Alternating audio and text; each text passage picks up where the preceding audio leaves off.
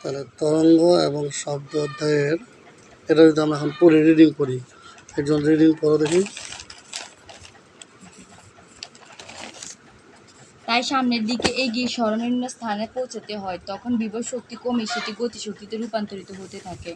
যখন সেটি সবচেয়ে নিচে নেমে আসে, অর্থাৎ পূর্বের সাম্য অবস্থানে আসে, তখন তার ভেতর কোনো বিভব শক্তি থাকে না। কিন্তু পুরো শক্তিটাই গতিশক্তি রূপান্তরিত হওয়ার কারণে সবচেয়ে দ্রুত গতিতে আবার এলাইনটা পড়ো দেখি। কিন্তু পুরো শক্তিটাই গতিশক্তিতে রূপান্তরিত হওয়ার কারণে সবচেয়ে দ্রুত গতিতে যেতে থাকে। যেহেতু এখন পাথরটির মাঝে গতিশক্তি সৃষ্টি হয়েছে, আমরা এখন আর এই অবস্থানকে সাম্য অবস্থা বলতে পারবো না। এই গতিশক্তির কারণে পাথরটি অন্য পাশে উপরে উঠতে থাকে এবং ধীরে ধীরে তার গতিশক্তি কমতে থাকে। যখন একটি তার সর্বোচ্চ অবস্থানে পৌঁছায়, তখন সেটি থেমে যায় বলে তার ভিতরে আর কোনো গতিশক্তি থাকে না, পুরোটাই বিভব শক্তিতে রূপান্তরিত হয়ে যায়। পাথরটা তখন কি বলছে জানো, এই যে স্প্রিংটা আছে না, যদি আমি এরকম করে টান ঠেলা দিয়ে এখানে রাখে দিই, ঠিক আছে, দিয়ে দিই, তাহলে পুরো বিভব শক্তি থাকবে এবং গতিশক্তি থাকবে না। যখন ছেড়ে দিব, তখন এটা যখন এই যে নিচে নামবে, তখন গতিশক্তি, প্রচুর গতিশক্তি লাভ করবে। আবার যখন আপনা থেকে উপরে উঠবে, তখন আবার গতিশক্তি কমে যায়, বিভব শক্তিটা পুরোটা লাভ করবে না। কথাটা এখনো বোঝো নাই? স্প্রিং দেখেছো? স্প্রিংয়ের মধ্যে ঠেলা দিয়ে যখন এরকম করে দিব, এটা হচ্ছে বারবার এরকম এরকম করবে, ঠিক আছে? কতক্ষণ বন্ধ করবে? যতক্ষণ পর্যন্ত না একটা সাম্য অবস্থা ফিরে আসে। তারপরে থেকে আবার পাথরটা তখন দিক পরিবর্তন করে বিভব শক্তি এবং গতিশক্তির মাঝে শক্তি রূপান্তরিত হতে থাকে। এই ধরনের গতিকে সরল স্পন্দন গতি বলে। তাহলে সরল স্পন্দন গতি কাকে বলে? সরল স্পন্দন গতি কাকে বলে? সরল, আবে তবে বলা যাবে না, আমি পড়াই দিই, তোমরা আবার পারো না। যখন একটা বস্তুর উপর বল প্রয়োগ করার পরে, ঠিক আছে, এই স্প্রিংটার উপর বল প্রয়োগ করার পরে বা সংকোচনশীল কোনো বস্তুর উপর বল প্রয়োগ করার পর, এটা বেশি ভালো হবে। কোনো সংকোচনশীল কোনো বস্তুর উপর বল প্রয়োগ করার পর যখন ছেড়ে দেওয়া হবে, ছেড়ে দেওয়ার পরে বস্তুটা যে একটা গতি লাভ করবে, এই গতিটাকে বলা হয় সরল স্পন্দন গতি। সংকোচনশীল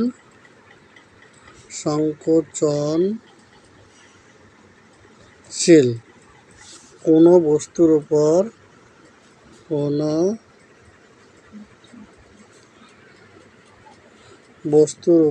বল প্রয়োগ করার ফলে, বল প্রয়োগ করার পরে ছেড়ে দিলে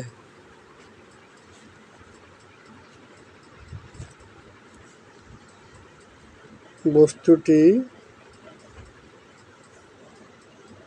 যে গতি লাভ করে,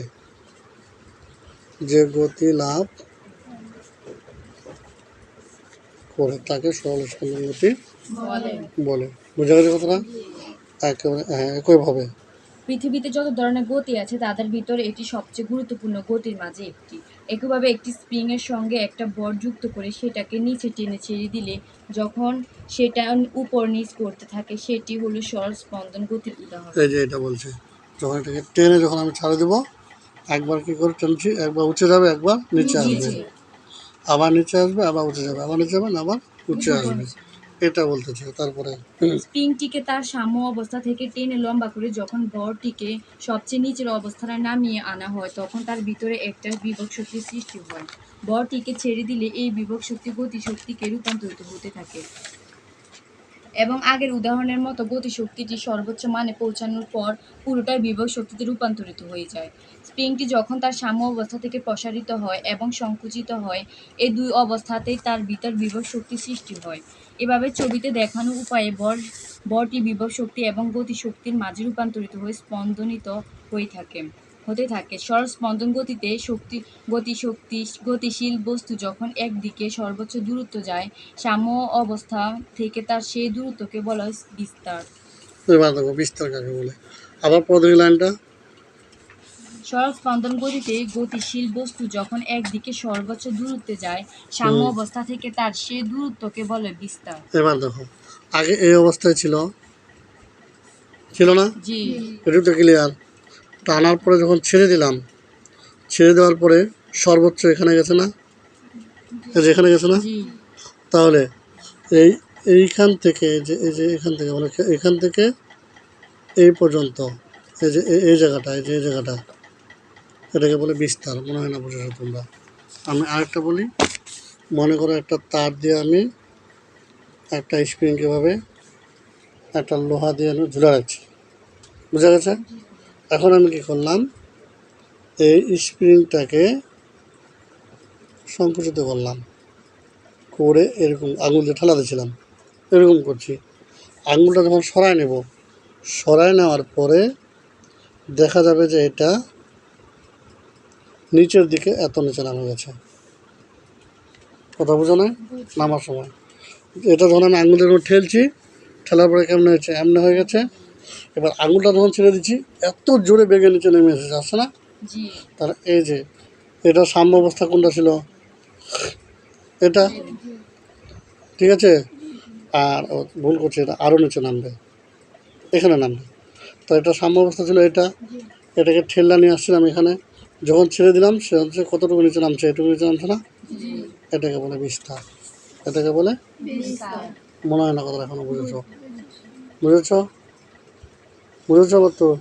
মানে তার সাম্য অবস্থা ছিল কোনটা? এটা।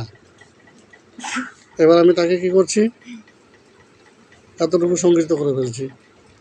যখন এবার ছেড়ে দিচ্ছি তখন সে কী করছে? নিচে নামে গেছে। তো এই যে এখান থেকে এই যে এটুকু যে সে বাড়ছে, এটাকে বলা হয় বিস্তার। তারপর পড়ো। সরল স্পন্দন গতি দোলন কলটি একটি নির্দিষ্ট অবস্থার জন্য সবসময় নির্দিষ্ট থাকে, তাকে বাড়ানো বা কমানো যায় না। দোলন কাল পরিবর্তন করতে হলে সেই নির্দিষ্ট অবস্থার পরিবর্তন করতে হয়। উপরের শ্রেণীতে তোমরা যখন হ্যাঁ, এবার আরেকটা ভালো করে দেখো। এই তো আমার দোলনাটা, মনে করো বাচ্চাদের যে শোয়াই দেয়, তাই না? এই তো আমার দোলনাটা, না? এখন কোন অবস্থায় আছে? যখন এই অবস্থায় সাম্য অবস্থায়। যখন আমি কি করব, এটাকে এদিকে টেনে নিব, টেনে নিব, টেনে নিয়ে যখন আমি ছেড়ে দিব, ছেড়ে দিলে এটা কি করবে? একবার এখানে চলে আসবে, আসবে না? নাকি বুঝো না এখনো? বলো না, দোলনা দিয়ে দেখাই দেবো। হ্যাঁ, তাহলে এই যে সাম্য অবস্থা থেকে এই যে এটুকু গেল, এটার নাম বিস্তার। আবার যে এদিকে আসবে, এটার নাম বিস্তার। নাকি এখনো বুঝো না? এখনো বুঝছো? তাহলে এটা হলো তার সাম্য অবস্থা। এদিকে টাইম না, যখন ছেড়ে দিব একবার এদিকে যাবে, একবার এদিকে যাবে, একবার এদিকে যাবে, একবার এদিকে যাবে। আস্তে আস্তে বিস্তার কী হবে? কমতে থাকবে। তারপর বলো। উপরের শ্রেণীতে তোমরা যখন এই বিষয়ে আরো জানবে তখন দেখবে যে গাণিতিকভাবে প্রমাণ করা যায় দৈর্ঘ্যের একটি সরল দোলকের জন্য পর্যায়কাল টি হলে পর্যায়কাল কাকে বলে, তাই না? এবার আসতেছে পর্যায়কাল। এই যে এইখানে ট্রেনে যখন ছেড়ে দিলাম, তো যাবে কোন দিকে? এদিকে যাবে না? এইখান থেকে এখানে ফিরে আসতে যে সময়টা লাগে, এটাকে বলা হয় পর্যায়কাল। আবার কথা বুঝো না মনে হয়? বুঝেছ? আমার আবার ওইটা লাগতো, বা এখানে একটা জায়গা দিয়ে বাঁধো দেখি, এখানে একটা কলম বা কিছু বাঁধো দেখি, কেউ তাড়াতাড়ি বাঁধো না, একবার মাথার মধ্যে, এখন মাথায় বাঁধো, মাথায়, এখন মাথায়। হ্যাঁ, এদিকে পড়ো, তুমি পড়ো। যেখানে জি হচ্ছে মধ্যকর্ষণজনিত ত্বরণ, এই সূত্রটি দেখে তুমি বলতে পারবে শুধু সুতার দৈর্ঘ্যের পরিবর্তন করলে তুমি দোলনকাল পরিবর্তন করতে পারবে। তাহলে এখানে কি আছে? 2 পাই, পাই আছে না? 2 পাই। তারপর কি আছে? এল বাই জি, এটা হলো রুট, তাই না? আর টি, টি মানে হচ্ছে পর্যায়কাল। মানছো? তাহলে দেখো এবার, এবার তোমরা এটাকে নিয়ে একটু ছাড়ে দাও দেখি, এটাকে একদিকে নিয়ে ছাড়ে দাও, কলমটা দিয়ে টানো। হ্যাঁ, এবার ছেড়ে দাও, ছেড়ে দাও। এই যে একবার এদিকে যায় না? জি। এইখান থেকে এইখান পর্যন্ত যেটুকু যায় এই সময়টুকুর নাম হচ্ছে পর্যায় পর্যায়কাল। কাল। আর টি কোনটা জানো? টি হচ্ছে, এটা ধরো দেখি আমার, এটা ধরো, এটার নাম হচ্ছে টি, সরি না, এটার নাম হচ্ছে আমার এল, এল, এটার নাম কি? এল, সরি, এটার নাম হচ্ছে আমার এল, এই দৈর্ঘ্যটার নাম হচ্ছে এল, ঠিক আছে? তারপরে আর এটার নাম হবে বব, এটা যে বব যেটা দিয়ে দেয়, ঠিক আছে? আর এই যে ওকে যে নিচের দিকে টানতেছে পৃথিবীটা, এটার নাম হচ্ছে জি বা 9.8। আমি আবার ক্লিয়ার করে দিই, এই সুতার, তুমি সরে যাও এখান থেকে, তুমি সরে যাও, এই সুতার দৈর্ঘ্যটার নাম, এই যে সুতার যে দৈর্ঘ্যটা আছে এই দৈর্ঘ্যটার নাম হচ্ছে এল, আর এটার নাম হবে বব। আর এই যে এইখান থেকে এই যে আবার এইখানে গেল, এটাও সাম্য অবস্থা, জি। এখানে আসলে হচ্ছে এটার নাম কি? বিস্তার। আবার এটা সাম্য অবস্থা, আবার এটার নাম বিস্তার। বিস্তার। আবার এখান থেকে যখন এখানে আসতে যে সময়টা লাগবে এটা হলো পর্যায় কাল। আর সুতার দৈর্ঘ্য হচ্ছে কোনটা?